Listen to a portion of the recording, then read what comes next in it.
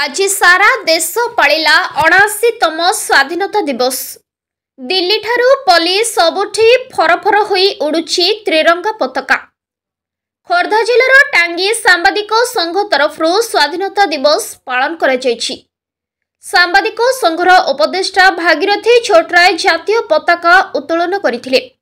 ओडिशार स्वाधीनता संग्रामी को स्मरण करने और पाइक विद्रोहर योद्धामानक अतुलनीय अवदान भारतर स्वाधीनता संग्राम देशर अनन्य अध्याय।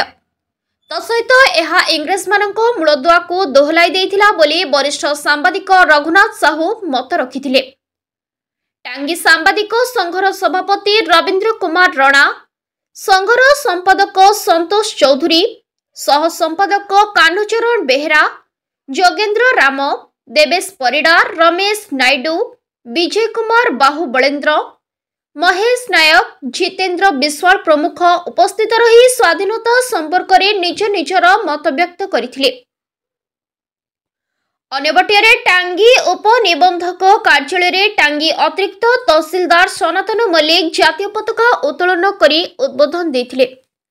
टांगी कोर्ट रे न्यायाधीश सुबोध कुमार सेठी जातीय पताका उत्तोलन करी उद्बोधन देवा सहित कार्यक्रम रे टांगी वकील संघर समस्त कर्मकर्ता एवं कोर्ट कर्मचारी सामिल होइथिले। टांगी थाना रे थाना निरीक्षक रवींद्र कुमार भुजबल, टांगी पंचायत रे सरपंच किशोर कुमार बेहेरा, टांगी ब्लॉक रे चेयरमैन रेशमा मानधाता सेवाने प्रमुख जातीय पताका उत्तोलन करने सहित टांगी एवं यार आखपाख अंचल समस्त सरकारी बेसरकारी कार्यालय विभिन्न संगठन गुड़िक जातीय पताका उत्तोलन कर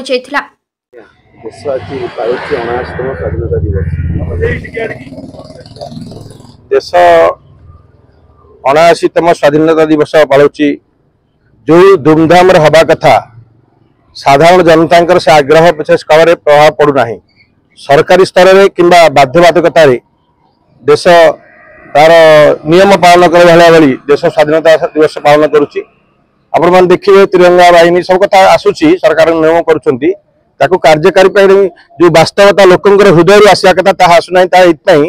वास्तव में प्राय 80 वर्ष पाखापाखि देश स्वाधीनता है पर भी जो सुजोग मिलवा कथा ताहा एपर्यंत मिलूना।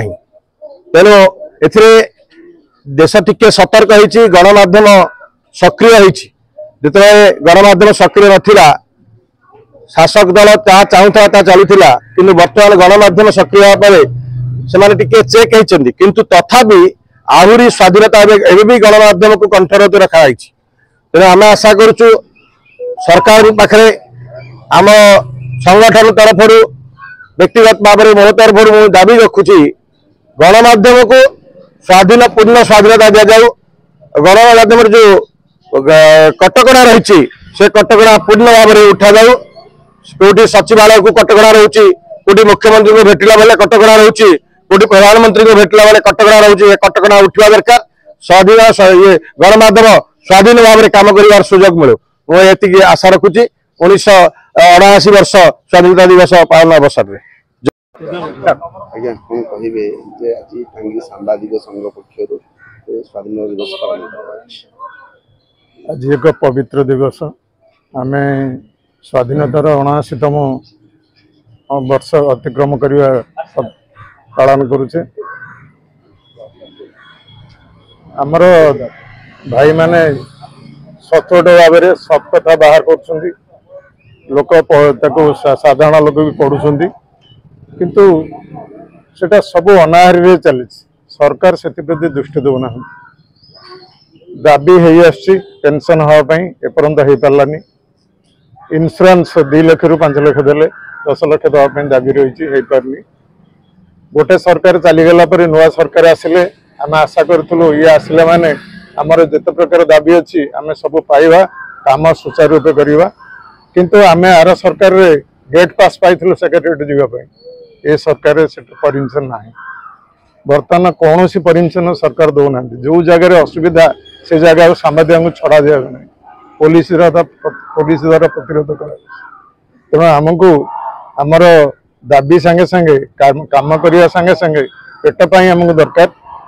मोर गोटे दाबी रहा प्रथम सांबादिक मान पेंशन करा जाऊ एवं किछि पेंशन न गले किसी प्रति मासिक इन्शुरांस जहाँ गोटे इनसेंटिव दि जाऊ द्वारा एमाने सचोट भाव सतकथा ठीक भाव में कहीपर एवं परमिशन दि जाऊ प्रत्येक जगह जावाई मैं विशेष कहूनी सारा देश आज स्वाधीनता दिवस पालन कर सांबादिक संघ पक्ष स्वाधीनता दिवस पालन कर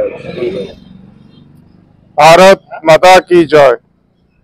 आज एक पवित्र दिवस ये दिवस रे सांबादिक संघ तो जिते गणमाध्यम जितक प्रतिनिधि भाई मान अच्छा आज धूमधाम रे 79तम स्वाधीनता दिवस पालन करा मो तरफ तो आम सांबादिक संघ भाई मान तरफ ये 79तम स्वाधीनता दिवस रे देशवासी को शुभेच्छा और शुभकामना।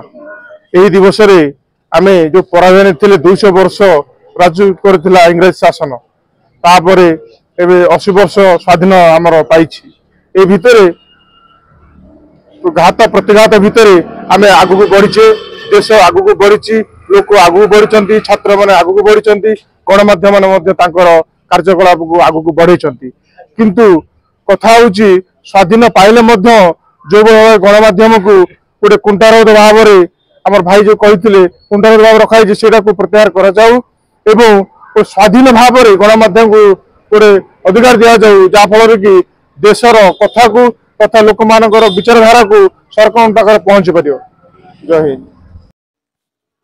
ब्यूरो रिपोर्ट संघर्ष टीवी।